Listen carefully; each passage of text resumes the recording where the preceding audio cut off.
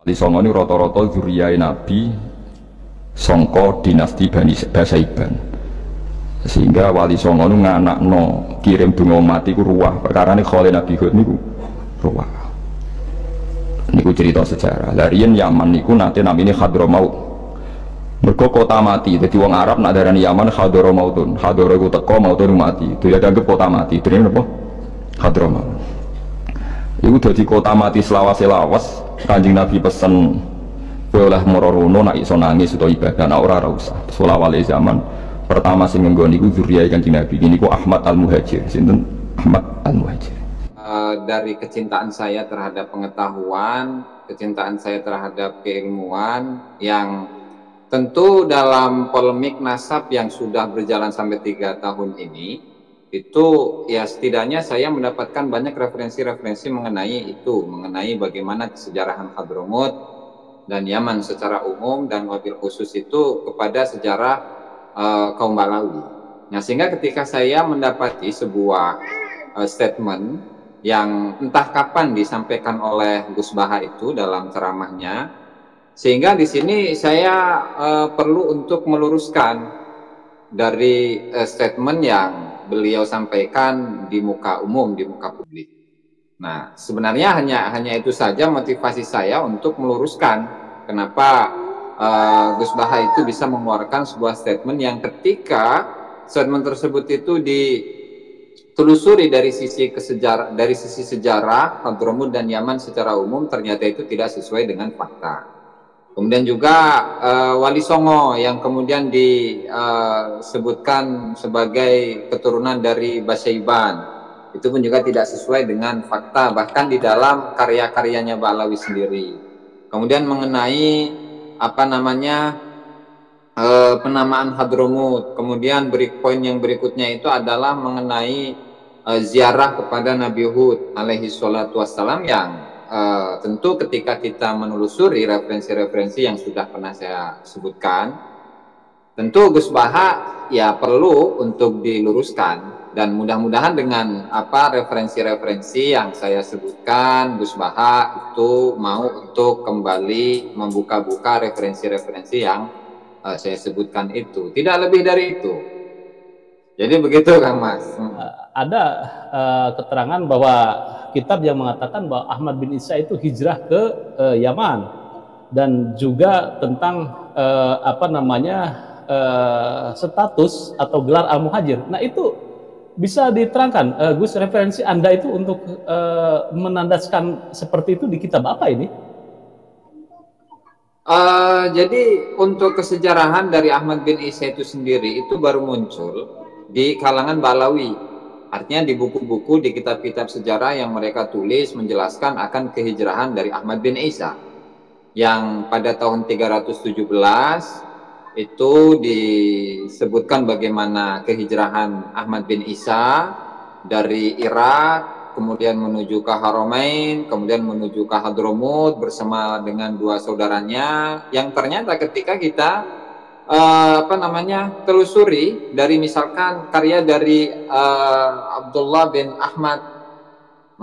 As'ad Al-Yafi dalam kitab-kitabnya, di mana beliau ini adalah salah satu ulama dari Yaman yang menyebutkan dalam kitab Mir'atul Jinan itu dalam 10 jilid itu menyebutkan kejadian-kejadian tahun per tahun Hijriyah, sehingga ketika ditelusuri baik itu mulai dari tahun 317 bahkan sampai kepada tahun di mana penulisan kitab itu selesai tahun 750 kurang lebih, itu sama sekali tidak ada menyebutkan keluarga Balawi sedikit pun, jangankan Ahmad bin Isa, jangankan Faqihil Muqaddam, ya, satu nama pun dari mereka itu tidak ada.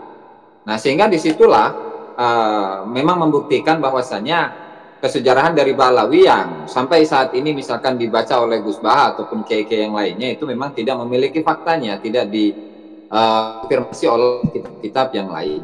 Itu juga dengan kitab Tabaqat Fuqaha al-Yaman karya dari Ibnu Samurah Al-Jadi, itu pun juga tidak menyebutkan seorang tokoh pun, jangankan Ahmad bin Isa, seorang tokoh pun dari kalangan Balawi itu juga tidak disebutkan. Bahkan ketika menyebutkan Tarim, itu yang terkonfirmasi itu adalah Bani Akdar, kemudian Baqadol itu disebutkan, tapi sementara untuk tokoh Balawi itu tidak disebutkan sama sekali. Sehingga dari kitab-kitab itulah saya bisa menyebutkan bahwa untuk kesejarahan dari Ahmad bin Isa itu memang tidak pernah ada. Begitu. Beberapa waktu yang lalu saya podcast dengan Gus Ajis di kitab Ajharul Safaf ya, yang mengatakan bahwa makam Ahmad bin Isa itu dibangun itu abad 9 ya Gus ya. Oh betul. Baik. Nah, itu lebih tepatnya tepatnya itu ada di dalam kitab. Oke. Siap. Jadi lebih tepatnya itu ada dalam kitab Fathur Rahim Rahman karya dari Umar bin Abdurrahman Sahibul Hamra, di mana di sana Umar bin Abdurrahman Sahibul Hamra Ba'alawi itu menyebutkan walam yu'rafil ana maudhi'u qabrihi, di mana posisi atau lokasi makamnya Ahmad bin Isa pada waktu ini, yaitu pada abad ke-9 Hijriah, itu tidak diketahui. Nah, hanya warawaihul unsi fi arja'ihi fa'iha, hanya saja aroma kewangian, keharuman yang ada di Husaisah itu begitu semerbak. Yus'iru anna fihi rohan zakiyatan solehah, yang menunjukkan bahwa di dalamnya itu terdapat roh yang suci, roh yang soleh, sehingga kemudian diperkuat dengan ziarahnya Abdurrahman As-Saqaf, kemudian Abdullah bin Abu Bakar Al-Idrus yang menziarahi tempat tersebut, sehingga dari situlah dimulai akan penunjukan makam dari Ahmad Al-Muhajir ini, Ahmad bin Isa Al-Muhajir ilallah. Jadi keterangannya hanya seperti itu. Nah, dan apa namanya, ketika kita menelusuri kesejarahan dari Ahmad bin Isa itu kan tadi sudah memang tidak ditemukan, dan justru penunjukannya itu adalah melalui ronsen itu sendiri. Begitu. Jadi begitu, Kang Mas. Secara gaib lah ya ronsen ini. Karena tidak semua orang tahu bahwa ronsen makam ini ada istilah baru nih, ronsen makam. Ronsen makam itu seseorang melihat makam, wah di sini adalah ruh seseorang, ruh suci atau ruh siapa gitu. Itu yang disebut istilah ronsen makam. Baik, jadi ketika Ahmad bin Isa abad 9 itu abad 45 gitu, 6, 7, 8 itu belum ada makam, dan di kitab yang disebutkan Gus Ajis baru ketika itu ada makam dibangun Ahmad bin Isa yang sekarang diziarahi dan diyakini adalah makam Ahmad bin Isa. Begitu ya Gus ya, kitabnya ya, di dalam kitab yang tadi. Baik. Bahkan ada tambahan itu, Kang Yusuf. Ya, gimana ceritanya? Ini disebutkan di dalam kitab An-Nurus Safir fi Ayanil Qarnil Ashir karya dari Habib Syekh bin Abdul Qadir Al-Idrus, di mana ketika pada tahun 944 ada seorang Habib yang bernama Syahabuddin Ahmad bin Abdurrahman bin Ali bin Abu Bakar As-Sakron, di mana beliau itu pada suatu hari melewati Husaisah, kemudian ada suatu keperluan ya, sehingga melewati Husaisah dan ziarah ke sana. Kemudian setelah ziarah itu kemudian ketika berziarah beliau itu pingsan, dan ternyata di dalam pingsannya itu Habib Ahmad Syahabuddin Ahmad bin Abdurrahman bin Ali bin Abu Bakar As-Sakron ini di dalam pingsannya itu bertanya kepada Ahmad Al-Muhajir, ini dalam pingsan, bertanya, wahai imam, apakah ini benar kuburanmu? Maka dijawab, iya benar, ini adalah kuburan saya. Jadi ini penguat begitu Kang Mas untuk menunjukkan akan kebenaran dari kuburan tersebut. Jadi melalui pertanyaan tetapi di dalam pingsan. Itu gimana istilahnya, saya rada ini belum menemukan istilah yang tepat. Iya. Itu kalau istilah Dr. Soleh itu miumisasi. Miumisasi itu biasanya bertanya kepada hal yang gaib, kemudian dengan perantaraan seseorang yang masih hidup, itu miumisasi. Kemudian orang yang sudah wafat itu masuk ke ruhnya itu. Nah ini wallahu alam ya, apakah ini karomah atau apa gitu aja, saya tidak tahu. Tetapi kembali lagi bahwa makam Ahmad bin Isa yang wafatnya Ahmad bin Isa di Tengarai wafat abad keberapa Gus? 4 apa 3? Abad keempat, 345 Hijriah kan Mas. Oke. Abad keempat kemudian makamnya dibangun di Yaman, yaitu Ahmad bin Isa itu di abad 9. Dan tadi dikatakan oleh Kiai Imad bahwa tidak ada sebetulnya kitab yang menerangkan bahwa Ahmad bin Isa hijrah ke Yaman. Satu lagi saya catatan Kiai Imad ini kan ya, bahwa Gus Baha diharapkan untuk membaca kitab Al-Ghaibah karya At-Tusi yang wafat tahun 460 Hijriah, yang menyatakan Ahmad bin Isa ada di kota Madinah dan tidak ada satupun berita yang menyatakan ia keluar dari kota Madinah, apalagi berita tentang hijrahnya ke Yaman, tidak ada. Nah ini bisa dikonfirmasi Gus, kitab Al-Ghaibah ini secara detail seperti apa? Bisa.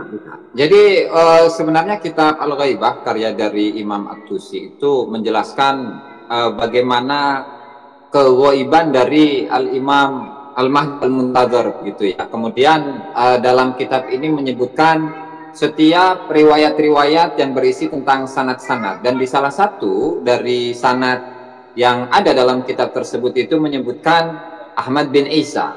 Nah, hanya Ahmad bin Isa yang dimaksud tersebut itu bukanlah Ahmad bin Isa Al-Muhajir yang diklaim oleh Balawi sebagai leluhurnya. Dan memang saat itu prediksi keberadaan dari Ahmad bin Isa itu sekitar tahun 250-an 240-an kurang lebih, di tahun segitu keberadaannya. Kemudian untuk pertemuan antara Abul Hasan dengan Ahmad bin Isa itu ada di desa Surya, yaitu salah satu daerah yang ada di kota Madinah. Jadi hanya seperti itu saja yang bisa dapatkan informasi mengenai Ahmad bin Isa ya, karena memang untuk Ahmad bin Isa itu sendiri untuk kalangan ahli nasab itu tidak dikenal sebagai ulama. Tapi beliau dikenal sebagai seorang bisnismen ya, an-nafat itu ahli atau bisnismen minyak. Sehingga untuk mencari bagaimana biografinya secara lengkap itu ya cukup kesulitan kita untuk mencarinya. Tetapi hanya itu yang bisa didapatkan mengenai biografi dari Ahmad bin Isa yang merupakan cicit dari Ali Al-Uraidi. Ahmad bin Isa bin Muhammad An-Naqi bin Ali Al-Uraidi. Hanya itu saja, Kang Yusuf, Mas ya. Oke, baik, bisa saya simpulkan bahwa sosok Ahmad bin Isa ini menjadi sosok pertanyaan besar dan menjadi sebuah objek kajian ilmiah kesejarahan. Yang pertama, bahwa tidak ada kitab-kitab atau keterangan yang menerangkan bahwa beliau adalah hijrah ke Yaman. Ini menurut Kiai Imad catatannya, dan juga Gus Aziz.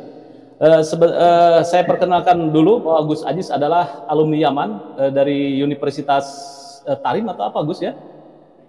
Universitas Al-Ahqaf, Kang Mas. Oh, Tarim. Oke. Oke, jadi sangat tahu tentang Yaman dan persoalan-persoalan di sana. Jadi saya berbicara dengan narasumber yang otoritatif tentang Yaman dan sejarahnya.